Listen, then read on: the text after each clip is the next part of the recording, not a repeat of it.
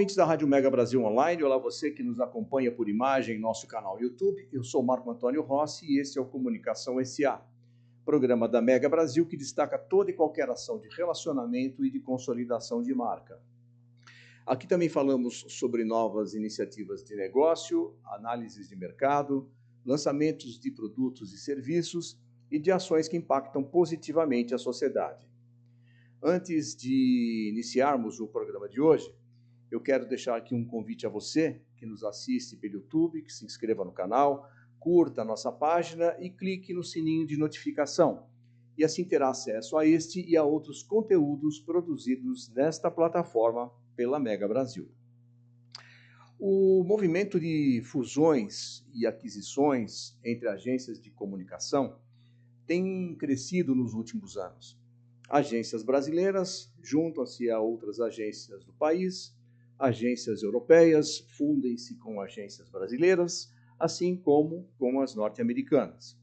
Em geral, esse movimento acontece para trazer mais musculatura para essas marcas, aumentando o seu portfólio de ofertas, tornando-as mais competitivas nesse mercado da comunicação empresarial, que se revela cada vez mais dinâmico.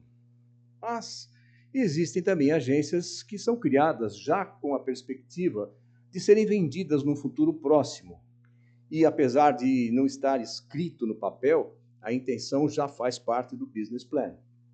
O meu entrevistado de hoje tem uma larga experiência no processo de fusões e aquisições. Começou sua carreira em uma gigante da tecnologia e no final dos anos 1980 decidiu empreender criando uma pequena agência, mas com clientes bem importantes. De lá para cá, associou-se como parceiro de negócios para depois enveredar para, de fato, para o mundo das fusões e aquisições. O nosso tema de hoje, aliás. Como o executivo representou e representa marcas globais da comunicação e é, sem dúvida, considerado um case de sucesso. Mas o que está por trás desse, digamos, lado A dos negócios? Como são os bastidores de quem passa por esse processo sob o compromisso de gerar resultados que garantam, de fato, a consolidação dessas operações?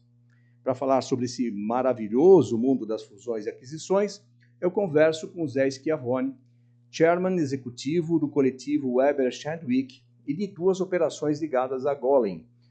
Zé Schiavone, muito obrigado pela sua presença aqui no Comunicação SA. Seja muito bem-vindo. Oi, Marco, ouvintes, espectadores, muito obrigado pelo convite. Estou muito feliz de estar mais uma vez aqui com vocês. Zé, eu exagerei ao nomear como maravilhoso esse mundo das fusões e aquisições? Ou ele, de certa forma, ainda envolve alguns perrengues e noites mal dormidas? Olha, Marco, historicamente, o número de fusões e aquisições que não dá certo, ele é maior do que o número de fusões e aquisições que dão certo. Cerca de 3 vezes maior. Então, de cada 3 fusões e aquisições que acontecem no mundo, na área de comunicação e de marketing em geral, uma dá certo, 2 dão errado. Então, seria incorreto você dizer que tudo dá certo, porque a vida demonstra que nem tudo dá certo. Obviamente, se você consegue fazer um ganha-ganha, é bom para o parceiro local, é bom para os parceiros locais em casos de fusão. Nós temos diversos casos muito bem sucedidos. Nossos colegas da RPMA são um exemplo. A fusão da RMA com a fusão da RP1 é um sucesso, sem dúvida. E nós tivemos aí a habilidade, a sorte, porque sorte também faz parte do negócio, de encontrar no grupo Interpublic um excelente parceiro que permitiu o nosso crescimento exponencial. Primeiro, a gente fez a fusão da S2 com a Publicom em 2010, uma fusão que nós começamos a discutir em 2008.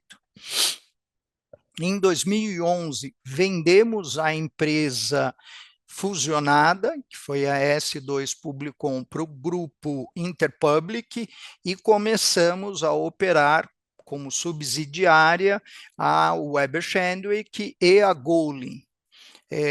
Sim, muitas noites mal dormidas, porque você precisa fazer não só uma fusão no papel de toda a estrutura societária, documentação, mas precisa fazer uma fusão cultural também. Você precisa fundir culturas e criar algo novo que seja melhor.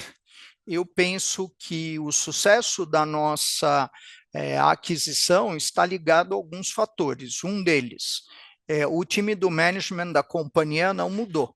As pessoas que você conhecia são as mesmas, e quem tinha o compromisso de sair, no caso da nossa operação, Ronaldo, que era meu sócio na S2, que queria sair, saiu. Aldo e Luciana, que queriam ficar 1 ano e meio só na operação junto comigo, saíram. E você tem um período que é o período do earn-out, que é ganha ou não e sai. E no meu caso, o grupo Interpublic me convidou para ficar. Então, após os 5 anos de venda da operação, porque não é simples, você vende, mas não sai, não existe isso. Não existe uma aquisição onde o sócio brasileiro, minoritário, vende e vai para a praia, não existe, porque o sócio global, ele quer justamente isso, ele quer o seu know-how, a sua experiência, mas você constrói uma coisa muito maior, né? A gente conseguiu ampliar várias vezes a nossa receita e o nosso número de colaboradores ao longo desses processos. Tive também a oportunidade de comprar uma agência localmente, que é a Cappuccino, uma agência criativa digital, que já nasceu puramente digital, que é muito bem sucedida, tem 85 funcionários, e, no geral, a gente tem um grupo aqui de 350 pessoas. Agora, Zé, esse processo de fusão, né, ou de aquisição, né, você passou pelos dois processos, né, é um caminho natural para uma agência que quer, de fato, ter um desempenho relevante nesse competitivo mercado da comunicação corporativa? Eu acredito que é um caminho natural você juntar forças, certo? Como a S2 fez com a Publicom, juntando forças. Eu defendo e eu penso que é fundamental a gente estruturar agências grandes, agências fortes. Se elas têm capital internacional ou não, eu vejo isso como uma questão secundária, né? É fato que um país como o Brasil, com a população que nós temos, com o PIB que nós temos, com a inserção de empresas multinacionais, chama a atenção para grupos de comunicação globais. Então, se você tiver a oportunidade e o seu projeto de vida for a de ficar um período e depois deixar a vida seguir o seu caminho, funciona assim. O que eu não acredito é no dono que vende e no dia seguinte vai para a praia. Não existe isso, né? Nós vamos ter oportunidade de falar sobre isso, Então, inclusive. não existe isso. Nós tivemos sócios que venderam e se afastaram da companhia e tiveram que voltar, certo? E sócios que venderam, porque quando você faz a venda, você se compromete com uma entrega, né? É incrível o que eu vou falar para você. Quando nós vendemos a S2 Publicom, nós não tínhamos ideia dos valores que iríamos receber. Ninguém tem. Você tem uma tabela de preços que vai variar de acordo com o crescimento e de acordo com a margem do negócio. Então, eu sabia, e os meus sócios sabiam, até onde poderíamos ir, mas a gente não tinha uma garantia, porque se o negócio não desse certo, né, se não evoluísse de forma correta, o valor final variaria. E isso é que as pessoas têm uma certa dificuldade. Nós estamos falando de uma empresa com capital intelectual, com metodologias, com clientes, com know-how, e esses fatores eles podem mudar, e mudam às vezes de forma que ninguém planejou, do mesmo jeito que ninguém planejou a pandemia, certo? Imagina uma empresa que foi vendida em 2019 e em 20 começou a pandemia. Os 5 anos seguintes vão se dar sob a pandemia. Ninguém previa isso, ninguém poderia imaginar isso, né? Então, só para dizer que existem alguns componentes externos que influenciam, sim, no bom resultado. Mas como é uma empresa de serviços, capital intelectual, a gente não está vendendo fábrica, não está vendendo estrutura comercial, a gente basicamente está vendendo a nossa rede de relacionamentos, os nossos clientes e a equipe que consegue entregar o serviço. Esse é o interesse. E eu acredito que mesmo hoje tem muitas empresas internacionais interessadas em comprar agências no Brasil. Muito bem, nós estamos conversando com o José Schiavone, o Zé Schiavone, chairman executivo do coletivo Weber Shandwick, também responsável por 2 operações da Golin. Nós vamos para um breve intervalo e voltamos dentro de instantes na continuidade desse Comunicação SA. Até já.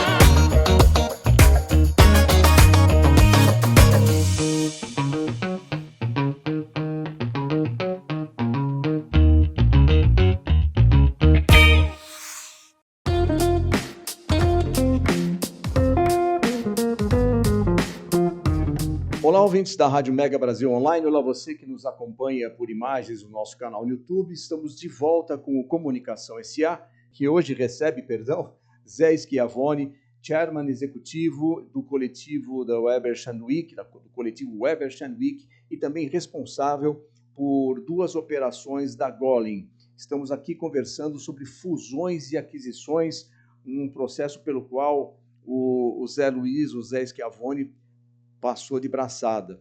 Zé, como que uma agência chega a chamar a atenção do mercado para si? Aqui vale aquela máxima de quem não é visto não é lembrado, ou ela tem que necessariamente passar a frequentar o jet set da comunicação corporativa global? Com certeza, Marco, quem não é visto não é lembrado, né? Hoje no Brasil, a Abracom, que é a nossa associação de agências de comunicação, nós calculamos um número entre 600 e 700 agências. Vocês, no anuário, têm um número ainda maior de agências. E esse número, eu acredito, inclui urgências, né? Agências que são CNPJs de um prestador de serviço. E você precisa, sim, se esforçar muito para ser reconhecido. Ganhar prêmios internacionais é muito importante. Participar de grandes eventos na área de comunicação, eu estou falando de PR Week, eu estou falando de prêmios internacionais, como o Jatobá, como o prêmio da Provoke, e essa é a melhor maneira, na minha opinião, de você ganhar reconhecimento no Brasil e no exterior.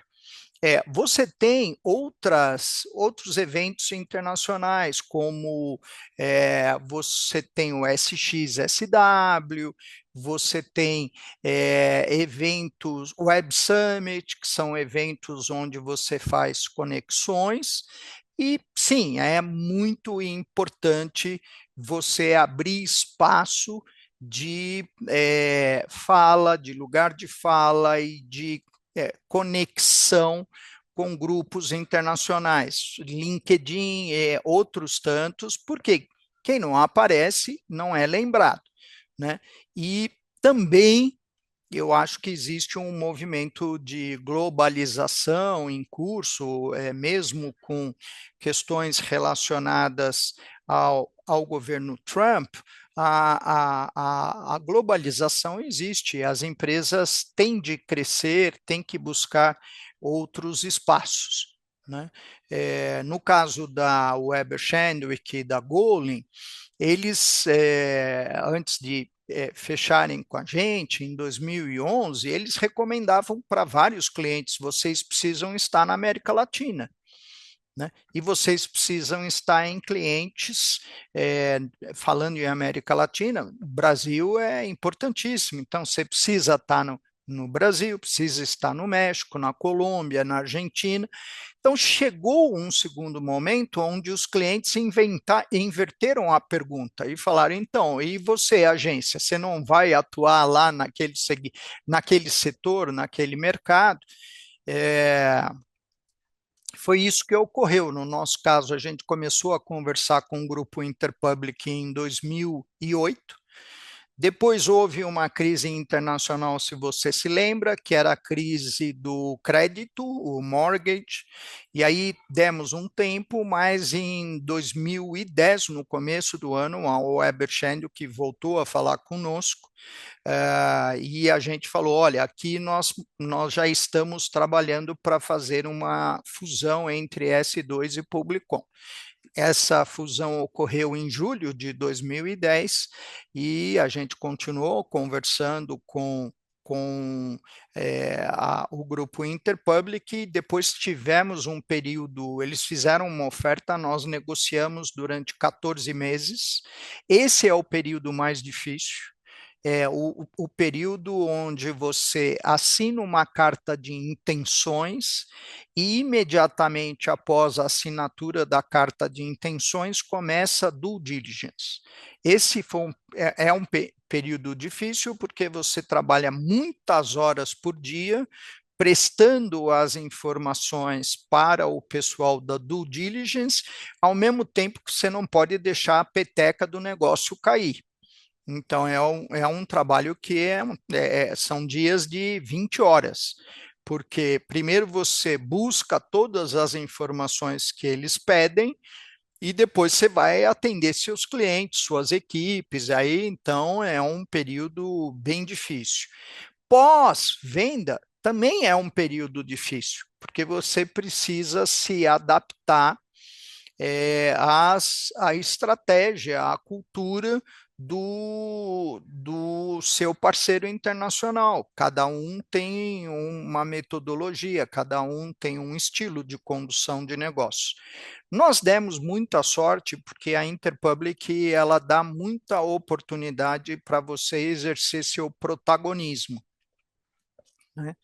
E a gente conseguiu fazer uma operação muito bem sucedida.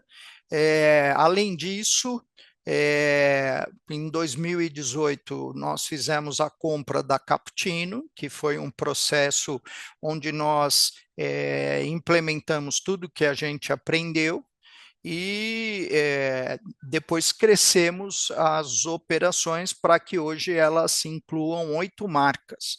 Então, nós temos aqui, na Golin, nós temos a Golin e a The Brooklyn Brothers, que é uma empresa de software, e nós temos 6 marcas que estão relacionadas ao Weber Shandwick, a consultoria United Minds, a empresa de Public Affairs, a Powell Tate. A gente tem também outras agências de comunicação mais especializadas em determinados segmentos. Agora, Zé, os últimos anos eles revelaram aí um grande interesse das agências europeias e norte-americanas na aquisição de marcas que atuam no mercado latino-americano, em especial aqui no Brasil. A que se deve esse interesse?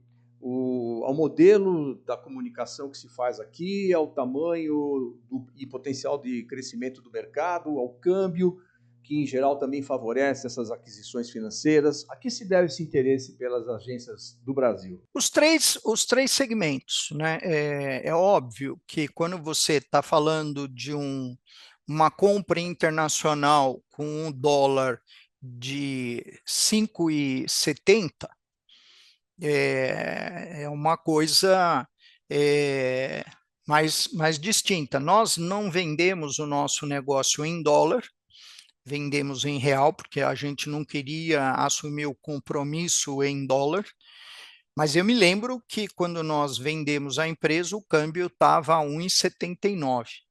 Então, 1,79, Marcos, é uma coisa, né? 5,67, o câmbio favorece muito o internacional, né? Eu diria para você, esse é um detalhe importante, o câmbio. O segundo detalhe importante é o tamanho do negócio, tamanho do Brasil, tamanho de oportunidades, o portfólio de como a agência opera. Nós aqui operamos com 20 parceiros nos estados, nós temos uma rede que inclui Argentina, Chile, Colômbia, Peru.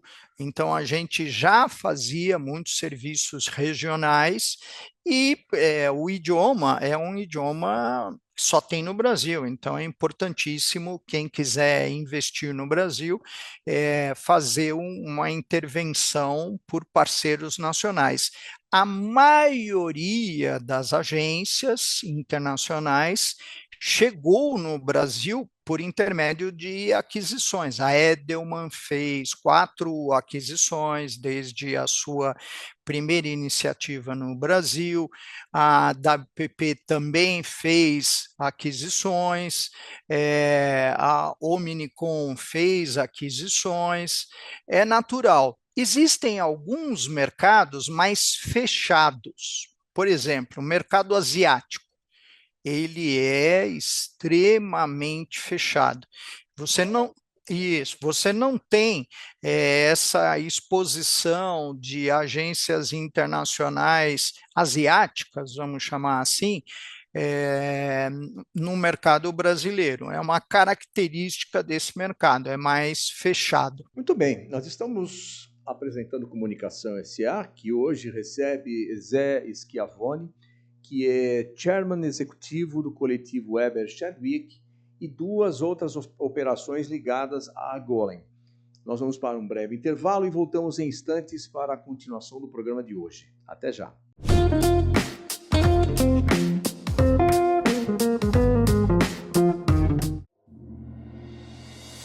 O planeta está mudando. O clima está mudando. E este é um fenômeno que atinge todos os continentes. 2025 será conhecido como o ano em que o mundo atingiu o limite pré-colapso ao ver sua temperatura ultrapassar 1,5 grau acima da média pré-industrial. Os cientistas consideram esta marca um ponto de inflexão fundamental para o planeta, além do qual as chances de calor extremo, inundações, secas, incêndios florestais e escassez de alimentos e água se tornarão ainda mais desfavoráveis para a vida como a conhecemos. 2025 também será conhecido como o ano em que o Brasil sediou a 30ª edição da Conferência das Nações Unidas sobre as Mudanças Climáticas, a COP30. Esta será a chance de governos e sociedade buscarem ações e respostas para reverter os catastróficos efeitos que a mudança no clima trará sobre a vida na Terra. Mas quais as propostas? Quais os desafios? Quais as ações serão colocadas sobre a mesa? A Mega Brasil vai atrás dessas respostas e você estará ao nosso lado nessa jornada. Aguarde!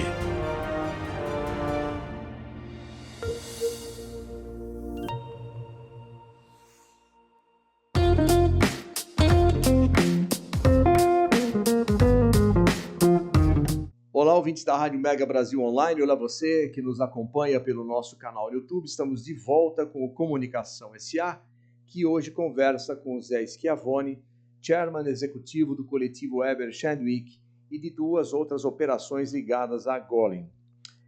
Zé, diz para mim, o que é vender uma agência? É colocar uma placa na porta, feito o negócio, você entrega a chave e vai curtir a vida no Caribe? De forma alguma. Né?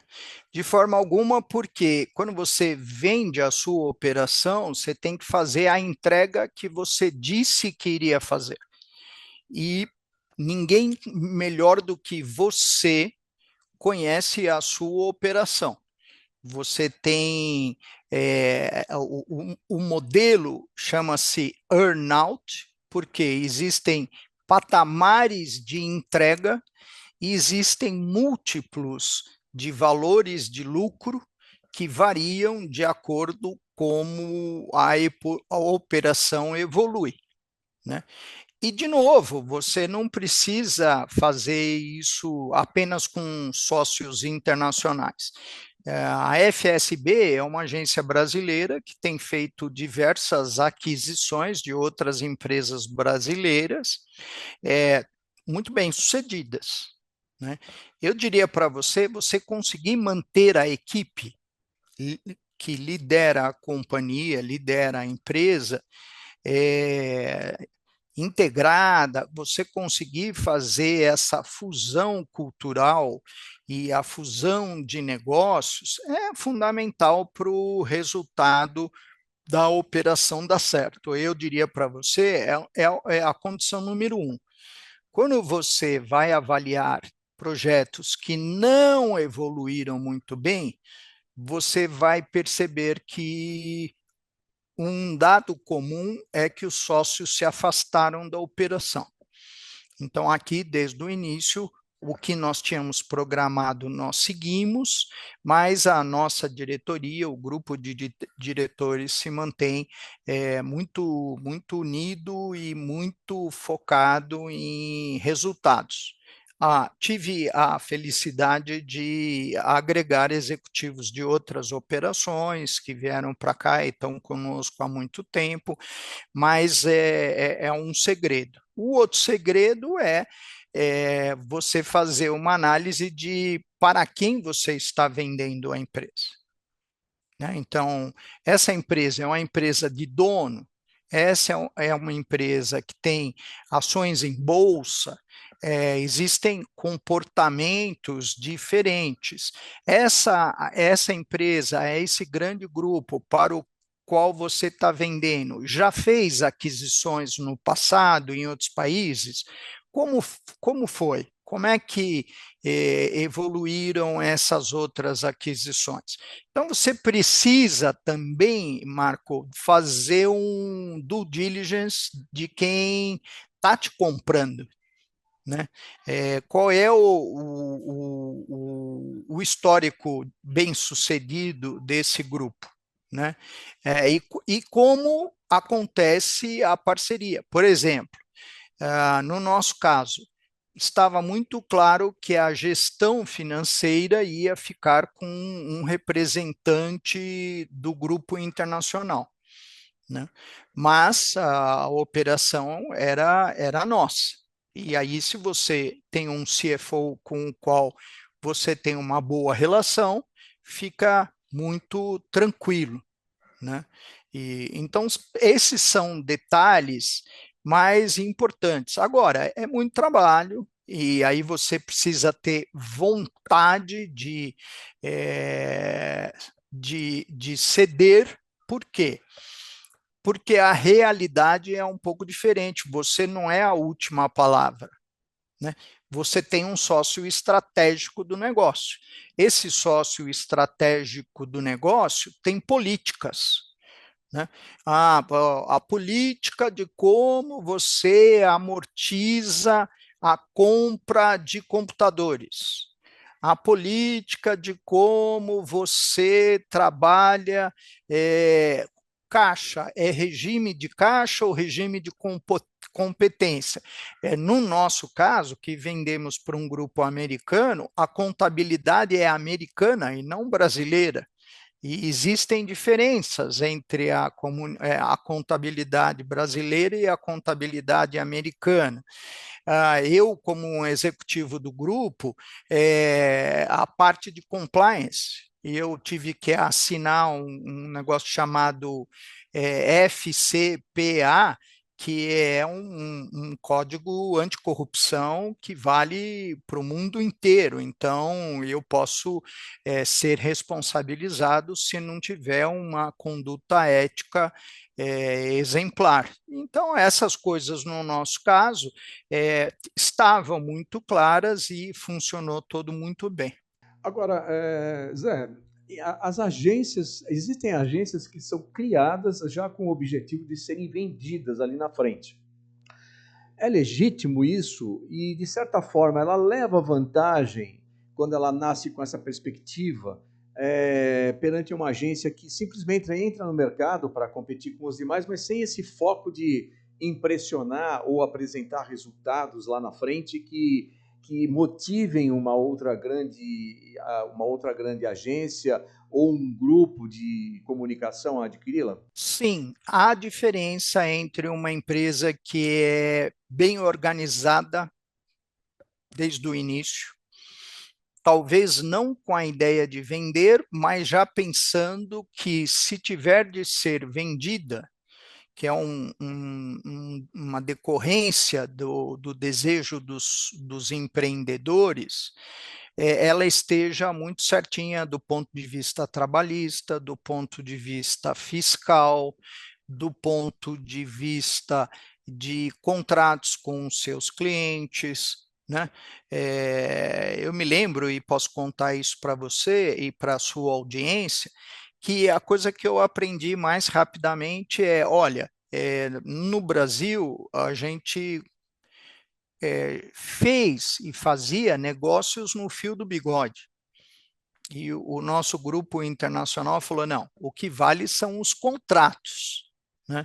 Os contratos, inclusive, me disseram, os contratos são assinados em tempos de paz e discutidos em tempos turbulentos, então tem que ter contrato.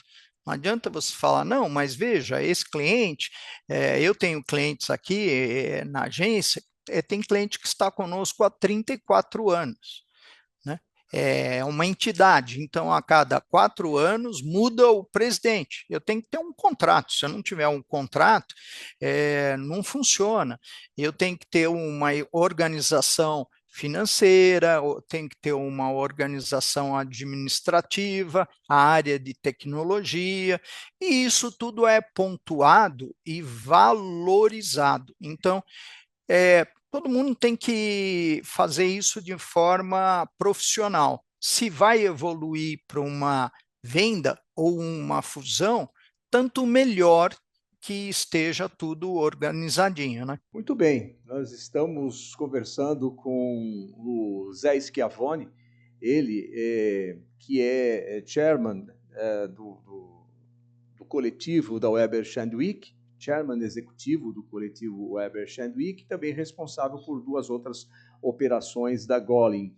Nós vamos para um breve intervalo e voltamos dentro de instantes com a última parte deste Comunicação SA. Até já!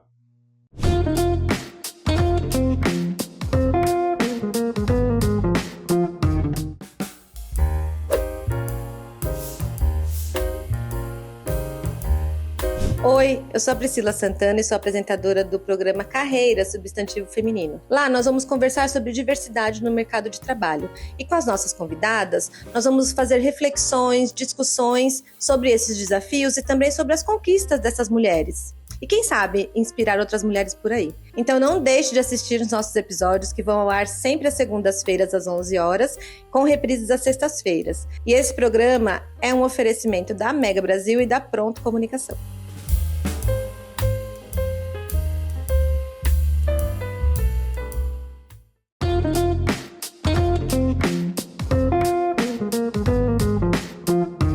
Olá, ouvintes da Rádio Mega Brasil Online. Olá, você que nos acompanha pelo nosso canal no YouTube. Estamos de volta com o Comunicação SA, a última parte do nosso encontro de hoje com Zé Schiavone, que é chairman executivo do coletivo Weber Shandwick e também responsável por 2 operações da Golem. Estamos aqui conversando sobre fusões e aquisições.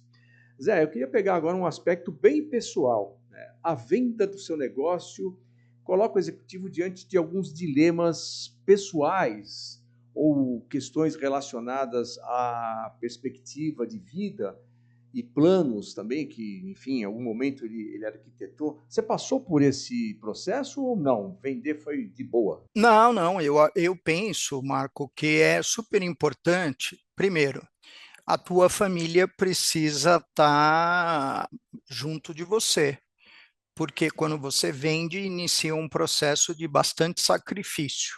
Então, no meu caso, foi muito importante o apoio da minha esposa, das minhas filhas, e a gente conseguiu, porque é um período de maior dedicação, né? Implica muita ausência, Zé?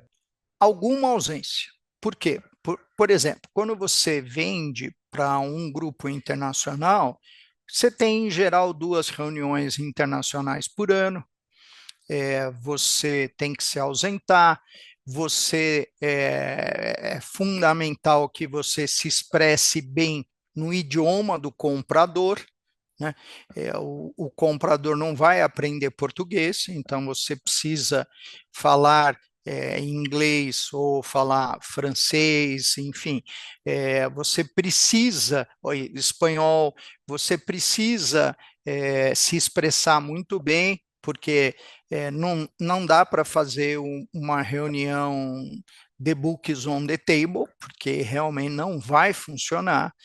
E principalmente o contraditório, né? Quando há uma certa divergência, como é que você consegue se expressar, né? Então, sim, existe muito sacrifício, é recompensador, porque tem a ver muito com o seu objetivo de vida. No meu caso, eu vendi uma agência que tinha 22 anos de vida e eu queria ter uma experiência internacional. Então, no meu caso, foi bacana, uma coisa que me animou, e eu estar próximo de um grupo que é um grupo que ganha tantos prêmios internacionais, acabou de ser escolhido como Agência Global do Ano, acabou de ser entre 10 agências que a Ad Age, que é a grande bíblia da publicidade, escolheu, 9 são agências de publicidade, a Weber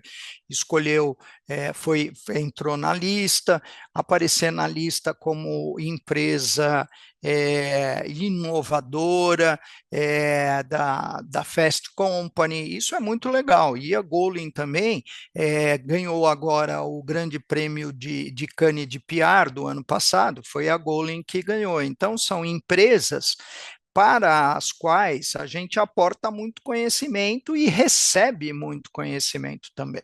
Agora, se o executivo não tem interesse de se globalizar, não faz muito sentido vender para capital externo.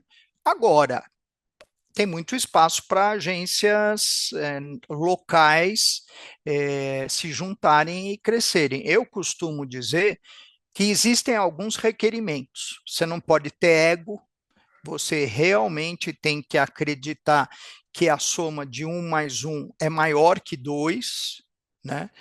E você tem que conhecer quem é o parceiro do seu lado, porque será um período de muito envolvimento, mas que dá para colher bons frutos. Agora, Zé, com base na sua exitosa carreira como executivo de comunicação corporativa, como dono de agência, presidente de entidade que você foi, presidiu a Bracon entre 2004 e 2008, e agora como executivo de marca global, como está a comunicação empresarial no Brasil em relação ao mercado europeu e ao mercado norte-americano? Comunicação corporativa que se pratica no Brasil está num nível excelente. O que eu acredito que é possível evoluir mais é o relacionamento entre agências e clientes. Acredito que aqui a gente ainda tem um caminho maior a percorrer, né? Relacionado às questões de compliance, relacionado às questões de governança de lado a lado, mas a qualidade criativa e a qualidade operacional que as agências brasileiras entregam, e aí eu estou falando de todo mundo, você pode ser pequeno, médio, grande ou muito grande. A qualidade do projeto, eu fui durante algumas vezes jurado do Prêmio Jatobá, e fui algumas vezes jurados do prêmio da PR Week. A qualidade do trabalho está no mesmo patamar.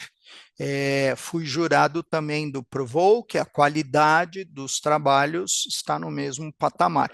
O brasileiro trabalha resultados, com indicadores e performance muito parecido com tudo que vem de fora, mesmo você tendo uma indústria mais madura nos Estados Unidos e na Inglaterra, por questões relacionadas à compliance. Você não pode fazer publicidade de determinados produtos, e aí as relações públicas são uma alternativa para você divulgar sua marca. Então, isso já está mais disseminado. O digital, aqui no Brasil, o digital é fortíssimo, né? Nós estamos aqui muito felizes porque temos uma agência de digital que a gente comprou em 2018, os sócios estão aqui conosco, e aí a gente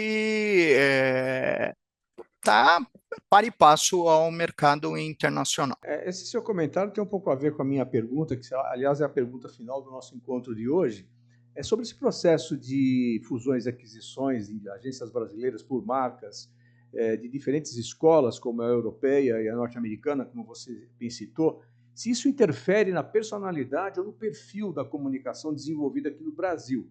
Em outras palavras, a gente corre o risco de uma pasteurização da comunicação global, ou temos aqui algo a ensinar ou estamos fadados a ser passar por uma espécie de colonização comunicacional? Não vejo isso, Marco. Eu acho que existe um mix de influências. Nós, por exemplo, na Cappuccino, criamos uma campanha no ano passado, que foi T-Search, que criamos para uma ONG chamada Mães da Sé, e a gente levou essa campanha para o grupo. O grupo adorou tudo o que a gente fez, pediu muitas dicas de como a gente conseguiu uma campanha de tamanho sucesso, mega premiada, e a gente leva as ideias para fora. Eu não vejo isso como ao contrário, não é colonização, não, é você fazer projetos ganha-ganha, onde você mostra a sua cultura. O Brasil é um turbilhão cultural. o aspecto das campanhas que todas as agências fazem aqui no Brasil e várias agências brasileiras ganharam prêmios internacionais com futebol, com esportes, com cultura, com música, com cinema. Não, é um mix, eu não vejo... Acho que até nem cabe, vou dizer a você, porque a gente tem uma cultura muito própria aqui no Brasil. Quando há uma boa ideia, ela é uma boa ideia em diversos países, né? E aí a ideia é muito importante, né, as ideias, e não vejo isso como um colonialismo, não. Ao contrário, eu acho que a minha experiência, a cultura brasileira tem uma influência benquista no nosso grupo. Muito bem, e assim chegamos ao final do nosso encontro de hoje. Eu agradeço ao Zé Schiavone, chairman executivo do coletivo Weber Shandwick e também de 2 operações ligadas à Golem, pela oportunidade dessa conversa. Zé, muito obrigado, viu, por estar aqui conosco no Comunicação SA. Marco, muito obrigado e um prazer falar com você, seus ouvintes e espectadores. Até a próxima. Obrigado a você também que esteve com a gente até aqui. Semana que vem tem mais Comunicação SA. Até lá.